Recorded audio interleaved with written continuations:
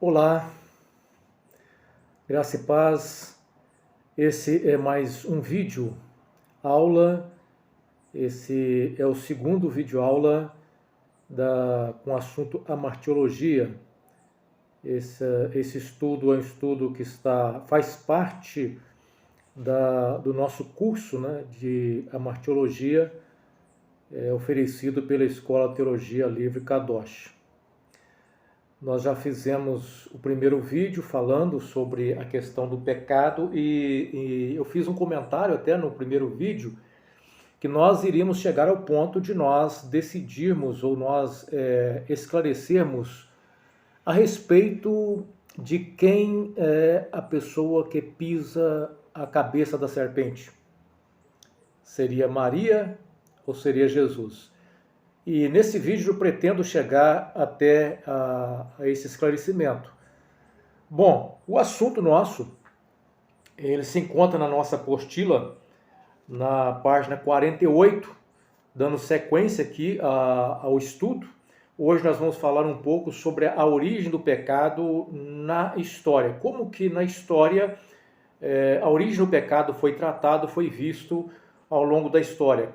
Claro que nós vamos fazer aqui uma abordagem bem simplificada, né, bem superficial, dando aqui um pontapé para que aqueles que têm interesse possam pesquisar um pouco mais sobre o assunto.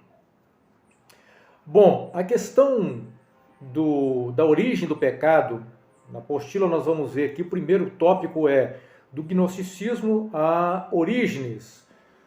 Bom, nós sabemos que os gnósticos, eles têm uma ideia de que a matéria ela é má em si mesma. E sendo a matéria má em si mesma, segundo o gnosticismo, a alma ela é pura. E quando ela entra em contato com a matéria, aí ela passa então ser afetada pelo pecado, pelo mal dessa matéria. Então, a origem do pecado, segundo o gnosticismo, estaria no contato da alma com a matéria. Essa ideia também parece ter influenciado, de certa forma, o pensamento de um dos pais da igreja, chamado Orígenes. Orígenes, que viveu no ano de 185 a 254. Orígenes, ele é conhecido também, né? Ele foi um dos pais da igreja que se destacou muito na história da igreja, tanto em termos do seu conhecimento, da sua bagagem de conhecimento, sua bagagem cultural, mas também naquilo que foi entendido também como heresia pela a igreja do seu tempo. Origem é aquele que trouxe a interpretação alegórica do texto bíblico. Bom, na ideia de Orígenes, Orígenes acreditava na existência, na preexistência da alma, né? E a alma, na verdade, ela vivia uma vida, ela tinha uma preexistência anterior e que essa alma, na verdade, segundo o pensamento de Orígenes, as almas dos homens pecaram voluntariamente numa existência prévia. Portanto, todas entraram no mundo numa condição pecaminosa. Então, de acordo com o pensamento de Orígenes, a alma teria cometido um tipo de pecado anterior e ela então entrava no mundo já com essa origem pecaminosa. No entanto, Orígenes, ele, embora tivesse feito esse tipo de abordagem teológica, ele não era defensor da reencarnação. Por que é importante a gente fazer aqui essa distinção? Porque para a gente ver que ao longo da história sempre houve essa dificuldade em compreender a questão da origem do pecado. A ideia da preexistência da alma também é uma ideia defendida pelo Espiritismo. O Espiritismo, ele defende a ideia da preexistência da alma em mundos anteriores. De acordo com os espíritas, esse planeta Terra que nós conhecemos é um planeta Terra para expiação das almas pré-existentes, que por uma reencarnação nasceria nesse mundo, né, aqui na Terra, para passar por um estado de evolução para expiar os pecados. Então, o pensamento de espírita, ele não é o mesmo pensamento de Orígenes. E aqui, para fundamentar o que eu estou trazendo para vocês, vou estar lendo aqui o que diz o Evangelho segundo o Espiritismo, na sua página 86, que diz assim, a respeito dos mundos de expiações e provas. Então vai dizer, abre aspas, mas também os numerosos vícios que se mostram por propenso constituem o índice de grande imperfeição moral. Por isso, os colocou Deus no mundo ingrato, para expiarem aí suas faltas, mediante penoso trabalho e misérias da vida, até que hajam merecido ascender a um planeta mais ditoso. Fecha aspas. Então, essa é a crença espírita, a crença de que o homem tem uma preexistência da alma e que essa alma já entra no mundo também semelhante ao pensamento de origem, que de certa forma já entra no mundo pecaminosa, né? Mas, ao contrário do que Orígenes defenderia aqui, ou defendeu, a ideia do Espiritismo é que a entrada da alma nesse mundo tem um aspecto de redenção dessa alma, ou seja, ela precisa expiar seus pecados num processo evolutivo. Mas não é isso que um dos pais da igreja, Orígenes, defendeu. Geralmente, os pais da igreja grega tinham ali uma certa dificuldade em aceitar a ideia de que os descendentes de Adão teriam herdado o pecado de Adão. Eles tinham essa dificuldade em aceitar esse pecado original proveniente do pecado de Adão. No entanto, a Igreja Latina já tinha essa compreensão mais clara com relação ao pecado original. Um dos pais da igreja que mais vai trazer clareza com relação a esse assunto é o Agostinho. Agostinho, que viveu no ano de 354 até o ano de 420. Agostinho vai trazer a ideia de que em Adão se encontra a origem do pecado. Em Adão se encontra a origem do pecado original de toda a raça humana. Essa mesma compreensão de Agostinho também será defendida pelos reformadores. E essa é a compreensão bíblica de onde se encontra a origem do pecado da raça humana. Ela se encontra em Adão. No entanto, antes de Agostinho, alguns pais da igreja já começam a ver em Maria a ideia de que Maria seria a segunda Eva. Maria sendo a segunda Eva, nós vamos ver que isso se encontra na fala de Irineu, já no segundo século. Ele vai dizer que, assim como Eva consentiu ao demônio a tentação ao pecado, Maria consentiu ao anjo receber a mensagem do anjo para o nascimento de Cristo Jesus. Então ele faz essa correlação entre Maria e Eva, ou seja, Maria como sendo a segunda Eva.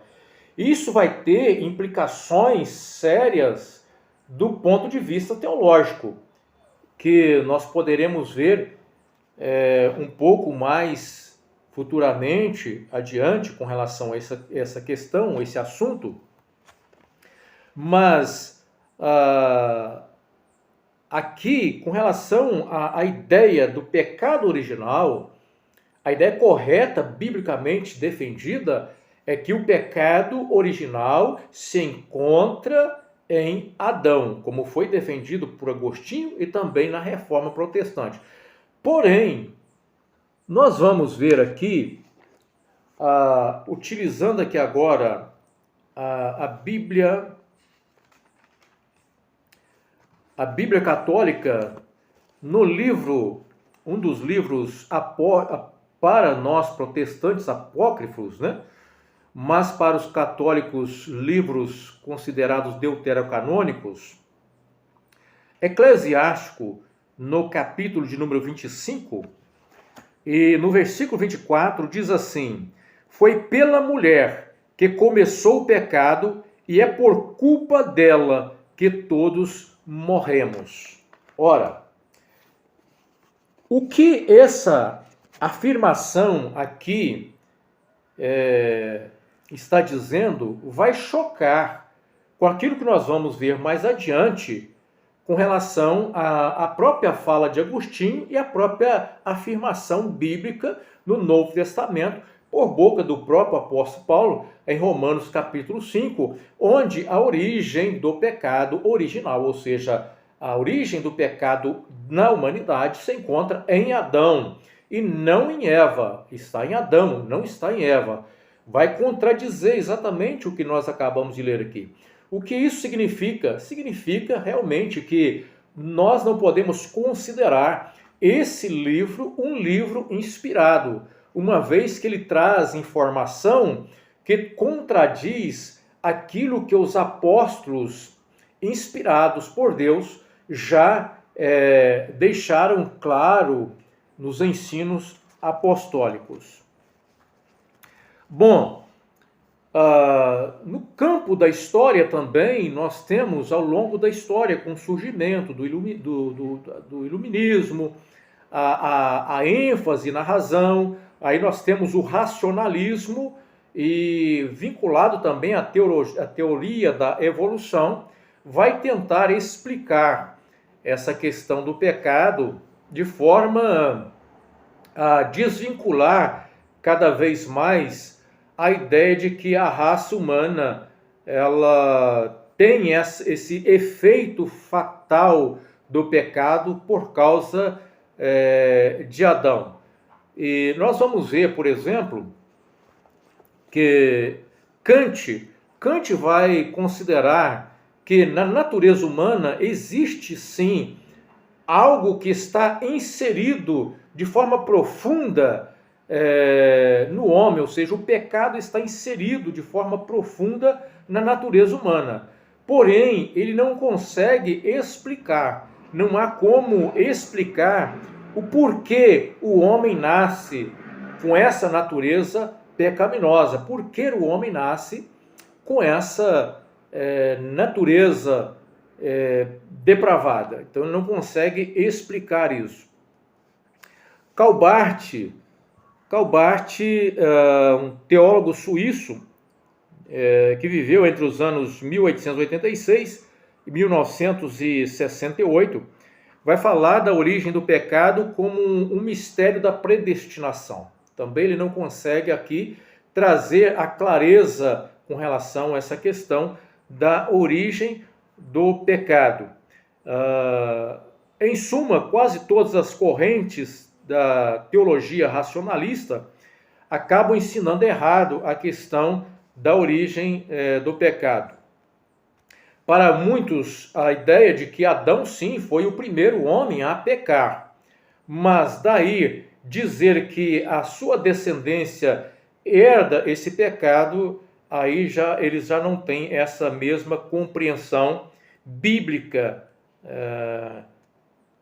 ou seja, a descendência não segundo o racionalismo, a teologia mais racionalista, a descendência do homem não está relacionado com a forma, com a condição de criatura, ou seja, a história do paraíso seria apenas para demonstrar que esse homem, ele teria sim seria propenso ao homem a informação de que ele seria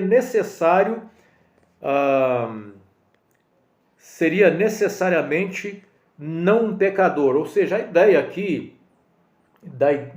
de que a ideia da construção ali que nós vemos da teologia que nós extraímos do texto bíblico a respeito da criação humana para as teologias mais liberais, para as teologias mais fundamentadas ou influenciadas pelo racionalismo, tudo que nós temos ali é apenas uma informação de que o homem não seria necessariamente tão pecador como ele é.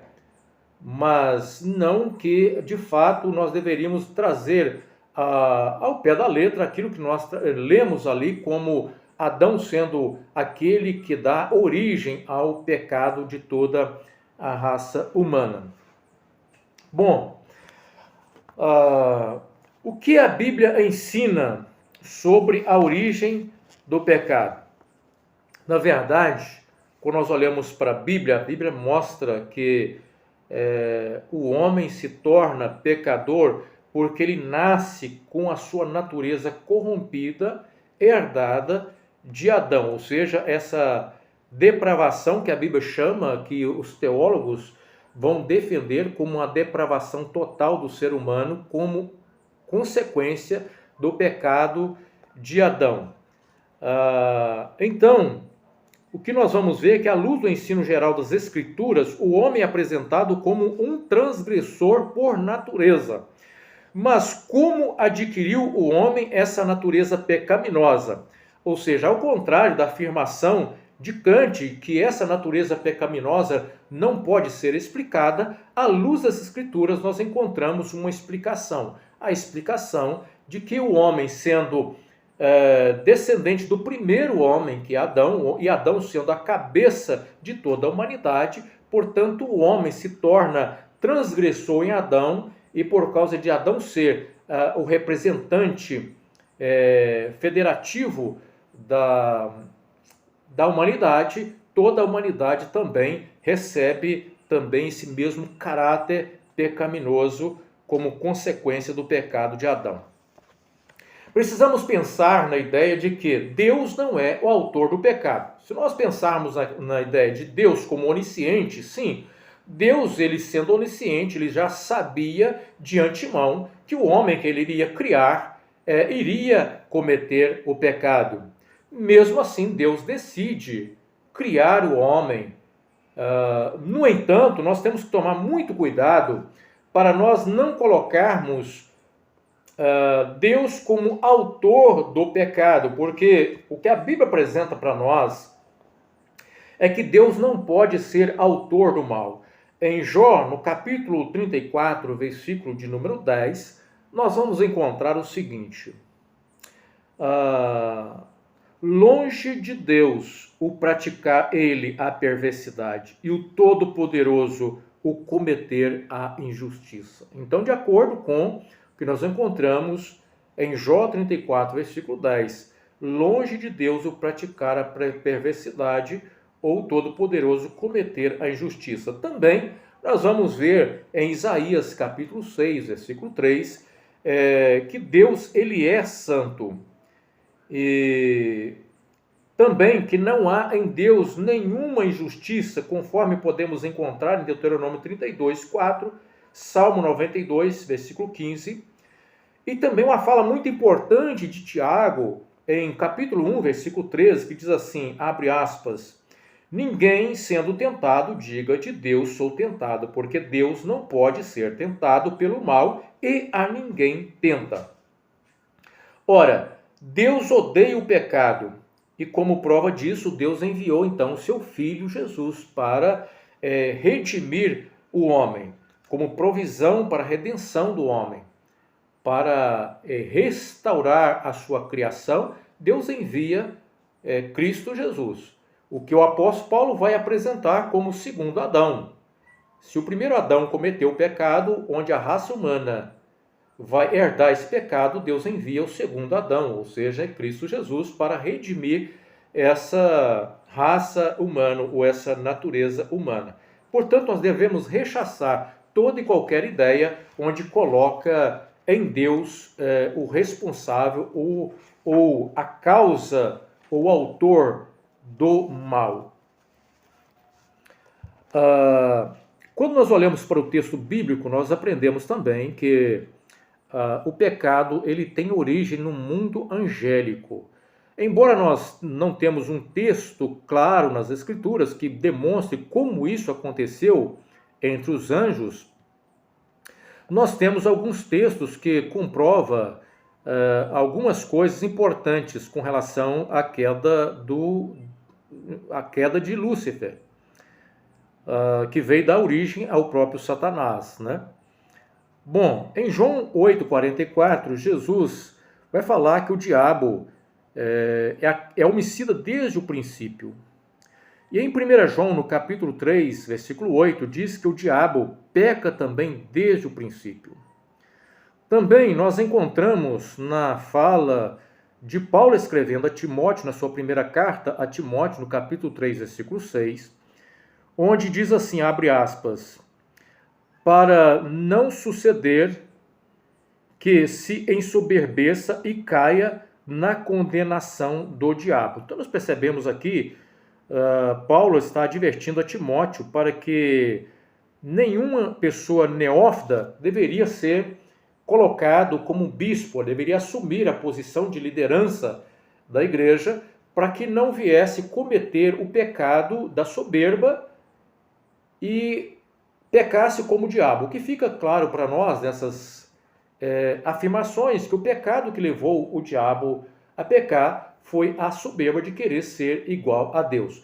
E foi exatamente dessa forma que ele vai tentar também o primeiro casal, né? Quando ele vai dizer, olha, se você comer dessa árvore do conhecimento do bem e do mal, você vai se tornar igual a Deus. Então essa soberba é que tem feito, né, que foi a origem do pecado e que também continua sendo a tentação que leva muitas pessoas a continuar pecando contra Deus. Portanto, nós vemos e aprendemos à luz das Escrituras que a origem do pecado ou da raça humana se encontra na transgressão voluntária de Adão no Éden. O homem, dando ouvido à insinuação do tentador, ele então vai pecar contra Deus. E a queda de Adão abriu a porta de acesso ao pecado no mundo. E é exatamente dessa maneira que nós vamos encontrar aqui aquilo que nós falamos anteriormente, que na fala do próprio apóstolo Paulo há uma oposição daquilo que nós encontramos na Bíblia Católica em Eclesiastes, capítulo 25, versículo 24, onde afirma que a causa da morte no mundo é a mulher, a culpa da morte no mundo é a mulher. Mas vamos ver o que Paulo diz a esse respeito, escrevendo aos Romanos, no capítulo 5, versículo 12, também 18 e 19. Diz assim, abre aspas, portanto, assim como por um só homem entrou o pecado no mundo, e pelo pecado a morte, assim também a morte passou a todos os homens, porque todos pecaram. Pois, assim como por uma só ofensa veio o juízo sobre todos os homens para a condenação, assim também por um só ato de justiça veio a graça a todos os homens para a justificação da vida. Porque, como pela desobediência de um só homem, muitos se tornaram pecadores, assim também, por meio da obediência de um só, muitos se tornarão justos. Fecha aspas. Então, veja bem que na fala de Paulo, a origem do pecado entrar no mundo não é pela desobediência de Eva, mas por causa da desobediência de Adão. A desobediência de Adão é que trouxe como consequência a morte no mundo. O pecado entrou no mundo pela desobediência de Adão. E, portanto, só poderia sair do mundo pela obediência de um segundo Adão, que é a obediência do próprio Cristo Jesus. Ou seja, se pela desobediência de um só homem muitos se tornaram pecadores, também pela obediência de um só, Cristo Jesus, muitos também se tornarão justos à medida que vai depositando a sua fé em Jesus Cristo. Logo nós vamos falar mais um pouco aqui sobre o caráter do primeiro pecado do homem. O primeiro pecado tem o seu caráter formal. E aqui nós temos que levar em consideração que ignoramos a razão porque essa árvore é chamada de árvore do conhecimento do bem e do mal. Por que ela é chamada dessa forma de árvore do conhecimento do bem e do mal? Nós vamos ter algumas informações, segundo a ideia muito comum, que ela é assim chamada pelo fato do homem ter comido dela e adquirido conhecimento prático do bem e do mal. No entanto, Bekoff, na sua teologia sistemática, vai dizer que esta ideia dificilmente pode se harmonizar com o registro bíblico, quando este afirma que o homem, ao comer dela, se tornaria igual a Deus, quanto ao conhecimento do bem e do mal, posto que Deus não comete o mal e, portanto, não tem conhecimento prático dele.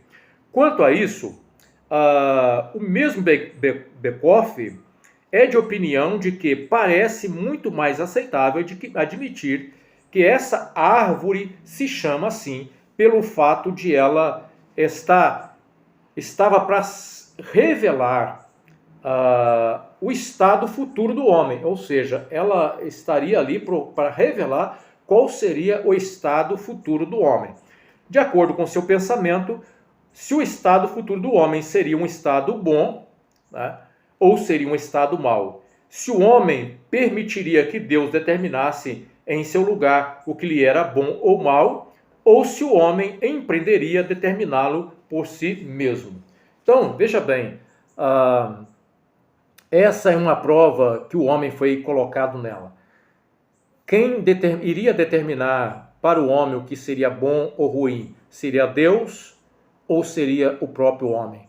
Quando Deus disse para o homem, colocando essa prova, não coma do fruto da árvore do conhecimento do bem e do mal, porque isso será mal para vocês, será ruim para vocês, porque o dia que vocês comerem dela, vocês vão morrer. Ao passo que ao homem ser tentado, ele decidiu não aceitar que Deus determinasse o que seria bom ou ruim para ele, mas ele sim iria determinar o que seria bom ou ruim para ele. Mas não é exatamente dessa maneira que nós vemos o mundo caminhando. Não é assim que as pessoas preferem. Olhe para a humanidade à nossa volta. As pessoas recusam aceitar que os preceitos bíblicos deixados por Deus para a condução da humanidade, em termos daquilo que aos olhos de Deus seria bom ou ruim, e que seria justo ou não, e que o homem poderia ou não fazer, o que aos olhos de Deus seria mal para o homem, seria ruim para o homem, mas a maior parte da humanidade recusa aceitar que Deus determine para o homem o que é bom ou o que é ruim. O homem escolheu, então, ser o seu próprio Deus, definir sua própria vida. Decidiu, então, assim, como que nesse ato de rebeldia, o homem estivesse dando ali um soco em Deus, dizendo com essa atitude: a vida a mim pertence e eu vou conduzi-la, como eu bem entender. Assim se encontra o homem nesses dias, em todos os tempos e principalmente nesses dias. Quem vai dizer para mim o que é pecado, senão eu mesmo? Eu mesmo vou dizer o que eu devo e o que eu não devo. o que é bom, o que não é bom. As pessoas não querem saber de serem instruídas à luz das Escrituras. Quando muitos vão decidir caminhar por si mesmo, sem nenhuma influência, outros vão procurar para si doutores ou mestres que possam ensinar alguma coisa que pode compactuar com aquilo que ela deseja. O homem que deseja viver uma vida libertina, uma vida distante daquilo que é a moralidade estabelecida por Deus, ele vai procurar mestres que possam ensinar-lhes exatamente aquilo que eles desejam.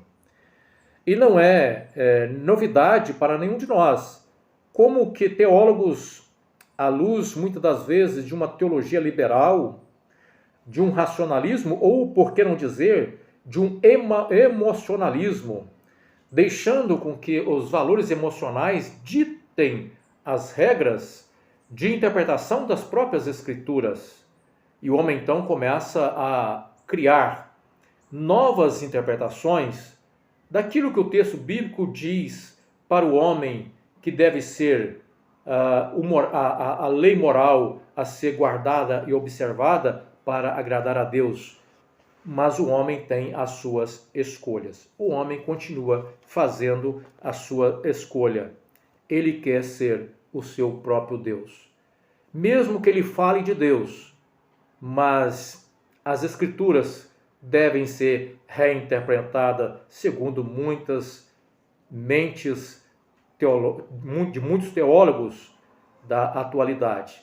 Devemos reinterpretar as Escrituras, porque ela não condiz com a realidade atual.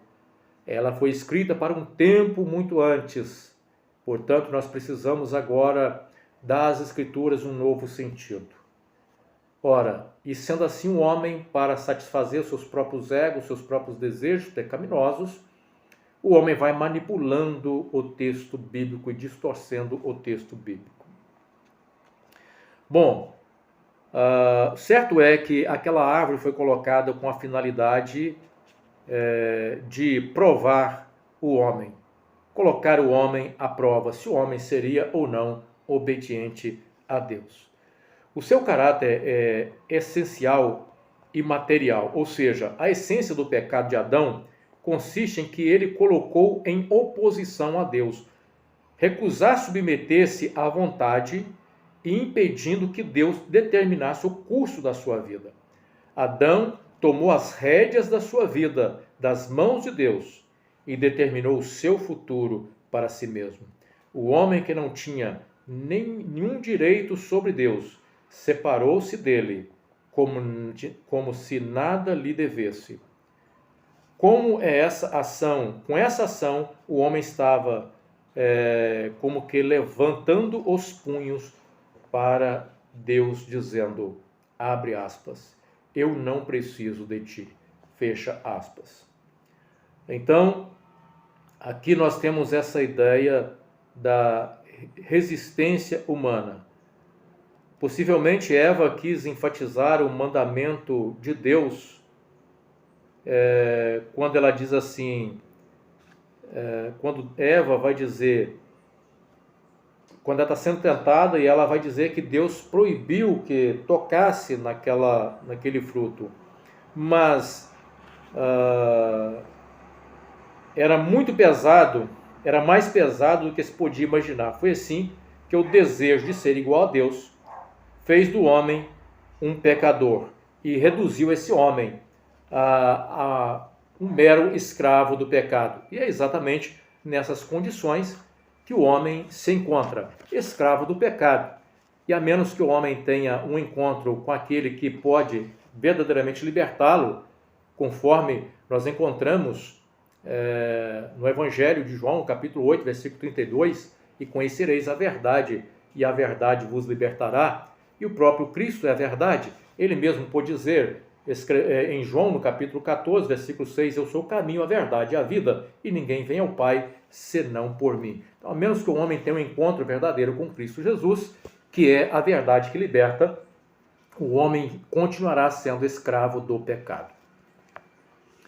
Então, a própria história das religiões pagãs já mostram o quanto o pecado é algo que incomoda o ser humano.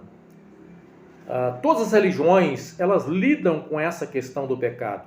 Quase todas as religiões dão um testemunho de um conhecimento universal do pecado e da necessidade de uma reconciliação com um ser superior. Todas as religiões, elas vão aqui entender, algumas vão dizer que é uma necessidade de aplacar a ira do ser superior por causa do pecado em que a humanidade está inserida. Então, os mais antigos filósofos gregos se colocaram nessa luta contra o problema do mal e foram levados a admitir a universalidade do pecado, ainda que incapazes de explicar esses fenômenos. Certo é que a Bíblia apresenta que todos nós pecamos. Paulo vai dizer, quando ele escreve a sua carta aos Romanos, capítulo 3, versículo 23, e ele vai dizer assim: porque todos pecaram e destituídos estão da glória de Deus. Se tratando da natureza do pecado, nós temos aqui que esse pecado, a condição pecaminosa em que nasce o homem, é definida na teologia como pecado original. Então, como que nós conhecemos pecado original? O homem, portanto, ele tem o pecado original. Veja bem que o pecado original ele está no singular. É a natureza em que o homem nasce já corrompido. Então ele já nasce pecador, ele já nasce com o pecado original, que ele recebeu de Adão. Mas o homem também comete pecados, aí já no plural, porque pecados, a natureza pecaminosa do homem vai levá-lo a cometer vários erros na sua jornada e vários pecados, porque essa é a sina do homem que nasce com o pecado original. Portanto, o pecado original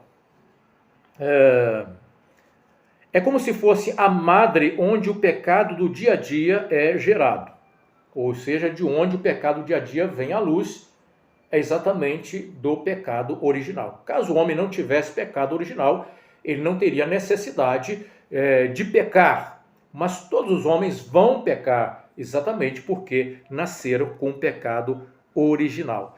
Mais à frente nós vamos falar de um outro problema do pecado, que é o chamado pecado imperdoável, ou a blasfêmia contra o Espírito Santo, mas será assunto para aulas futuras mais adiante. Mas como eu havia prometido que nós iríamos aqui definir quem é que pisa a cabeça da serpente, se é Cristo Jesus ou se é Maria, eu gostaria aqui, antes de tudo, fazer uma citação da fala do próprio Padre Paulo Ricardo, que é um dos grandes defensores da teologia católica na atualidade. Então, o Padre Paulo Ricardo, falando a respeito do assunto, e ele vai até falar sobre a questão por que isso chegou, às vezes, a uma compreensão equivocada, mas ele vai chegar à seguinte conclusão, eu quero aqui citá-la para vocês. Abre aspas. Jesus esmaga a cabeça da serpente. Isso é claro. Fecha aspas. Então, na própria fala do padre Paulo Ricardo, quem esmaga a cabeça da serpente é Jesus. E isso está claro. No entanto, nós vemos muitos teólogos católicos e muitas pessoas ensinando que Maria é aquela que esmaga a cabeça da serpente, né? Mas, na realidade, o texto bíblico mostra exatamente que quem esmaga a cabeça da serpente é o próprio Cristo, é o segundo Adão. É ele que veio como descendente da mulher para esmagar a cabeça da serpente, cumprindo a profecia bíblica que nós encontramos em Gênesis, capítulo de número 3, versículo de número 15. E aqui eu vou estar usando também para essa leitura uma Bíblia católica, agora a versão Ave Maria. A Bíblia católica, versão Ave Maria, diz assim: porém ódio entre ti e a mulher, entre a tua descendência e a dela. Esta te ferirá a cabeça, e tu lhe ferirás o calcanhar. Esta aqui é uma referência não à mulher, mas à descendência da mulher. Como bem é explicado no rodapé da própria Bíblia Católica Ave Maria. Diz assim: esta trata-se da posteridade da mulher, da qual Jesus Cristo é o mais eminente representante. Então, claramente explicado na própria Bíblia Católica, a versão Ave Maria no rodapé, e aqui corroborando aqui, né, com a própria fala do próprio Padre Paulo Ricardo, quem pisa a cabeça da serpente é Jesus e não Maria. Ok? Pronto? É entendido, compreendido até aqui? Caso alguém tenha dúvidas, poderão questionar, fazer seus questionamentos para que possamos ajudá-los. O mais, a paz do Senhor, até a próxima aula.